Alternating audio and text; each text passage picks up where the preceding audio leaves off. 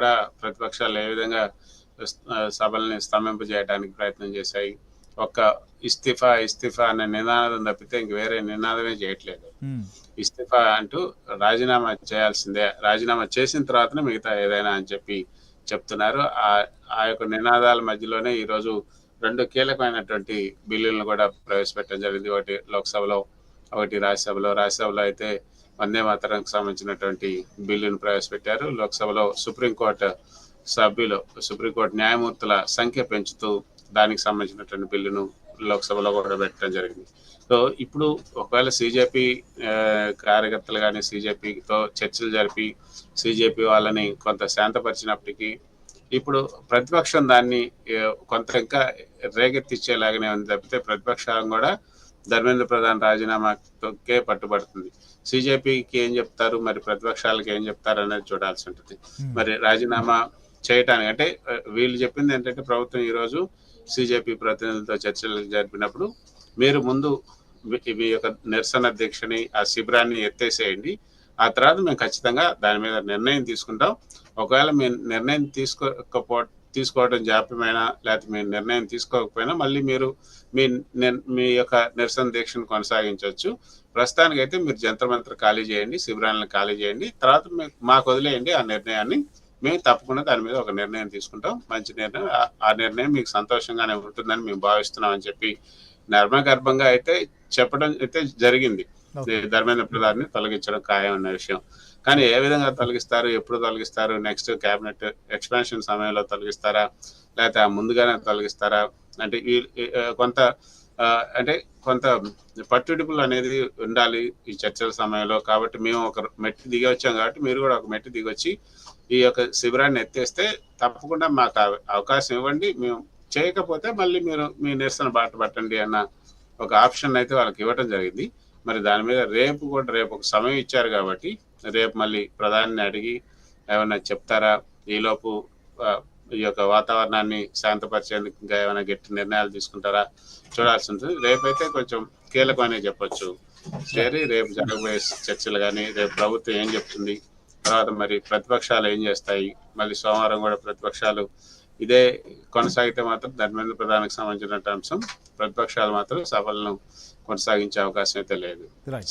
So yes, ఇక సోనం వాంగ్చుక్ దీక్ష విరమించడాన్ని అంటే ప్రధానంగా ఈ చర్చలకు సిద్ధమైన నేపథ్యంలోనే ఆయన విరమించారనుకోవచ్చా, లేకపోతే కేంద్రం కూడా కొంత దీంట్లో దిగొచ్చింది అనేటువంటి భావనకు వచ్చిన తర్వాత ఆయన దీక్ష విరమించారా, లేకపోతే కొన్ని చోట్ల ఈ ఉద్యమం కాస్త శృతి తప్పుతోంది, ఆందోళనల నేపథ్యంలో ఇటీవల చోటు చేసుకున్న పరిణామాలు, దానికి పైన పోలీస్ రిపోర్ట్ వస్తున్నటువంటి పరిస్థితులు, రకరకాల పరిణామాల తర్వాత ఆయన వెనక్కి తగ్గుతున్నారని దీక్ష విరమించారా ఏంటి? అసలు దీక్ష విరమించినప్పుడు కూడా కేంద్ర మంత్రులు వెళ్ళారు, వారికి ఆయన చెప్పింది ఏంటి?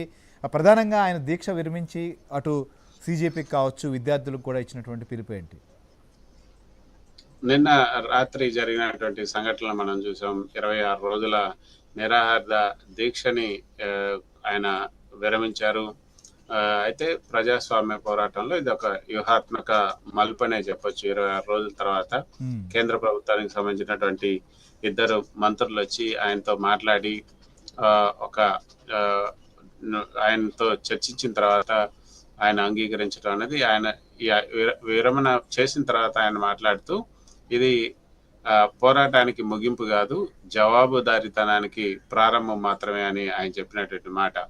అంటే ఒక ప్రజాస్వామ్య పోరాటంలో సుదీర్ఘంగా దీక్ష చేసినప్పుడు ప్రభుత్వం చర్చలకు దిగొచ్చి చట్టపరమైనటువంటి హామీలు ఇచ్చినప్పుడు తప్పకుండా ఈ దీక్ష రూపం నుంచి రాజ్యాంగబద్ధ చర్చల రూపానికి మారటం అనేది సముచిత వ్యూహం అని కూడా అందరూ భావిస్తున్నారు. అదే వాంగ్చుక్ కూడా భావించారు. ప్రభుత్వం నుంచి రాతపూర్వక హామీలు కూడా లభించాయి.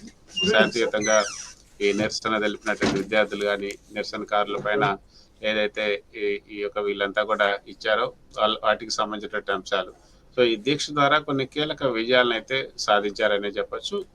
వాంగ్చుక్ ఈ విషయంలో కొంత సానుకూలమైనటువంటి వాతావరణాన్ని అయితే ఏర్పాటు చేశారు.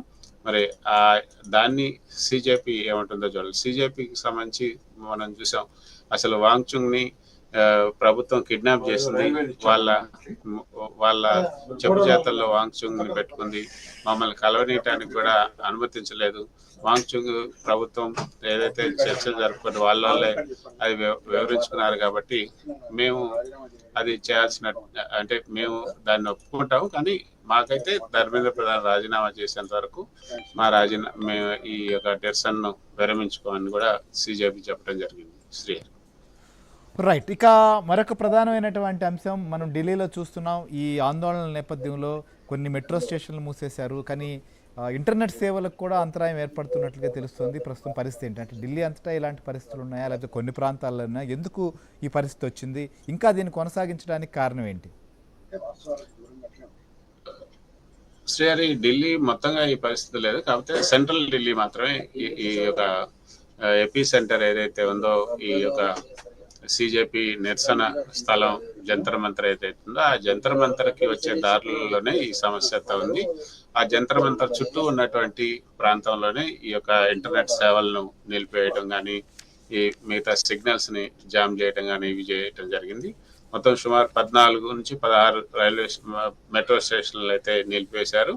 ఈ ప్రాంతంలోనే కొంచెం ఆఫ్ అండ్ ఆన్ గా ఈ సిగ్నల్స్ ని ఇస్తూ ఉన్నారు. సో గత 5 రోజులుగా ఇదే సమస్య.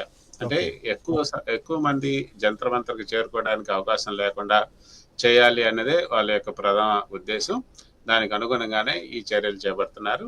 అయితే ఈ యొక్క ఇంటర్నెట్ సేవల్ని నిలిపివేయటాన్ని సవాల్ చేస్తూ ఈరోజు ఢిల్లీ హైకోర్టులో కూడా ఒక పిల్ దాఖలైంది. ఏదైతే ఎన్ఐఏకి ఇవ్వాలి 20వ తేదీ జరిగినటువంటి అల్లర్లను విచారించడానికి ఎన్ఐఏకి ఇవ్వాలి అంటూ దాఖలైందో ఒక పిటిషన్, దాంతోపాటు బిల్లు కూడా దాఖలైంది. ఈ యొక్క ఇంటర్నెట్ సేవల్ని నిలిపివేయడం అనేది మా యొక్క మానవ హక్కుల్ని హరించడమే అన్న అంశాన్ని ప్రధానంగా చేసుకొని ఒక బిల్లు దాఖలు చేశారు. దానిపై కూడా హైకోర్టులో విచారణ జరుగుతుంది. శ్రీహరి. రైట్. సో మీరు అన్నట్లుగా అయితే కొన్ని కుట్రలు కూడా సాగుతున్నాయి అనేటువంటి కోణం కావచ్చు, లేదా కొన్ని సైట్లను కూడా బ్లాక్ చేశారు అనేటువంటిది కూడా తెలుస్తుంది. ఏంటి అసలు వారి ఉద్దేశం ఏంటి? దీన్ని ఆసరాగా తీసుకుని రాజకీయ లబ్ధి కోసమా, లేకపోతే ఇంకేదైనా వ్యవహారమా, ఏంటి అసలు దాని వెనుకున్నటువంటి మోటివ్ ఏంటి అసలు? ఇది మీరు అన్నట్టు ఢిల్లీ పోలీసులు ఈరోజు ఒక కీలకమైనటువంటి ఒక ప్రకటన చేశారు. ఆ ప్రకటనలో ఏంటంటే ఈ ఆందోళనలు ఏవైతున్నాయో ఈ ఆందోళనకు సంబంధించి కొంత వేరే విదేశీ శక్తులు కూడా జొరబడ్డాయి. ముఖ్యంగా పాకిస్తాన్కి సంబంధించినటువంటి అకౌంట్స్ ఏవైతున్నాయో ఆ అకౌంట్స్తో ఈ యొక్క ఢిల్లీలో అరాచకం సృష్టించేందుకు కొంతమంది కుట్రలు అయితే పన్నుతున్నారు. కాబట్టి ఢిల్లీలో నిరసనలు ఆసరాగా చేసుకుని సోషల్ మీడియాలో విదేశీ శక్తులు కూడా తీవ్రంగా ప్రచారం చేస్తున్నాయి. సో దాన్ని నమ్మబాకండి, 400లకు పైగా పాకిస్తానీ ఖాతాలను గుర్తించాం. ఈ యొక్క ఢిల్లీలో జరుగుతున్న ఈ విద్యార్థుల నిరసనలు ఆసరాగా చేసుకుని సోషల్ మీడియాలో అసత్య ప్రచారాలు, ఫేక్ వీడియోలు వ్యాప్తి చేస్తున్నాయి 400 కంటే ఎక్కువ పాకిస్తానీ సోషల్ మీడియా హ్యాండిల్స్. వాటిని మేము గుర్తించామని ఢిల్లీ పోలీసులు ఇచ్చినటువంటి ప్రకటన. వాటిని బ్లాక్ చేసే ప్రక్రియ కూడా ప్రారంభమైందనేది డీసీపీ సుమిత్ జా చేసినటువంటి ప్రకటన. ఆ జా ప్రకటనలో ఆపరేషన్ సింధూర్తో కూడా లింక్ చేశారు. గతంలో ఆపరేషన్ సింధూర్ సమయంలో